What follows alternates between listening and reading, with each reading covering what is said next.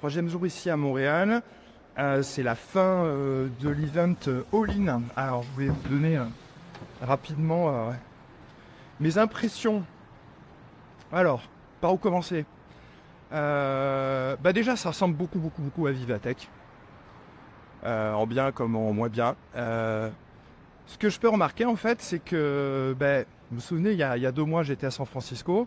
J'avais eu un peu la même remarque, c'est-à-dire que on pourrait penser que les Nord-Américains et l'Amérique du Nord seraient beaucoup en avance par rapport aux usages de l'IA, de la GenAI en entreprise, pour le business, etc. En fait, la vérité, c'est qu'ils ne sont pas plus avancés qu'en Europe. Donc ça, c'est un peu la bonne nouvelle. On n'est pas du tout à la ramasse, bien au contraire.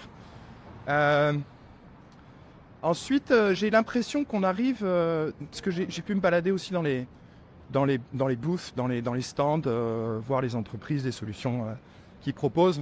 Et là où, à Vivatech, en tout début d'année, j'ai quand même l'impression qu'on rentre dans la phase de préadolescence de l'IA et de la GenAI en entreprise. C'est-à-dire que là où je trouve qu'il y a quelques mois, les solutions étaient quand même un petit peu capillotractées, tirées par les cheveux. C'est-à-dire qu'en fait, il y avait vraiment... il fallait mettre de l'IA pour mettre de l'IA, quoi. Fallait avoir son petit bouton avec des étoiles, qui représente très souvent dans les UX, les UI UX, des fonctionnalités avec de l'IA. Aujourd'hui, ce qu'on peut voir, c'est qu'il y a quand même des solutions qui sont quand même un petit peu plus matures. Des choses qui, entre guillemets, ont l'air de servir. Donc une intégration aujourd'hui, peut-être la phase d'intégration qui est en train d'arriver. Et c'est pour ça que je dis cette phase de préadolescence de l'IA générative en entreprise. Là où le bas blesse, c'est que je pense qu'on est toujours encore pas mal bloqué sur ces questions de légal, data, propriété intellectuelle, qui bloquent un petit peu finalement la pénétration de ces technologies, notamment chez les grands comptes ou dans les grandes entreprises.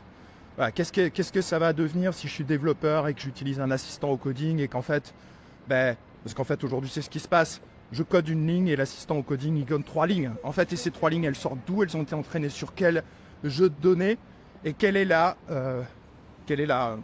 législation en vigueur et qu'est-ce que va devenir mon code finalement en termes de propriété intellectuelle, etc.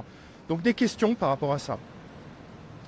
Les 3 gros domaines vraiment, qui sortent du lot, c'est la medtech, la healthtech et l'usage de l'IA, que ce soit dans le cadre de drug discovery, que ce soit dans le cadre d'amélioration de workflow, de reporting, quand on doit produire des documentations, des choses comme ça, la GenAI peut beaucoup aider dans ce domaine-là. Donc les pharma, les healthtech, les medtech.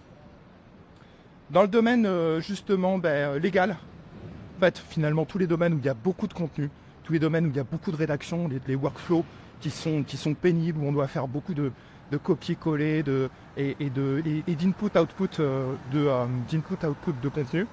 Et puis aussi, 2 autres domaines assez intéressants, des usages de l'IA générative aussi dans tout ce qui va être construction aussi, bâtiment, blueprints, tout ce qui est BIM, et enfin tout ce qui est supply chain, logistique.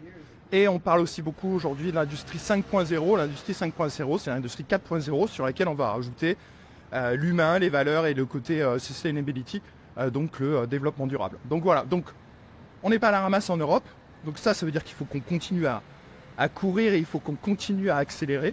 Ça, c'est la bonne nouvelle. Et d'ailleurs, j'en parlerai peut-être, j'espère en tout cas avec Guillaume Avrin, coordinateur national de l'intelligence artificielle en France. On a beaucoup de choses à faire. Et la bataille n'est pas perdue. Donc, continuons tout ça. Et puis là, aujourd'hui, je vais à mon coworking. Je vais enregistrer un podcast avec Thomas Memoun. Il n'y a pas que la data, mais cette fois un podcast physique. Et voilà, coucou de Montréal. À vous les studios. Ciao.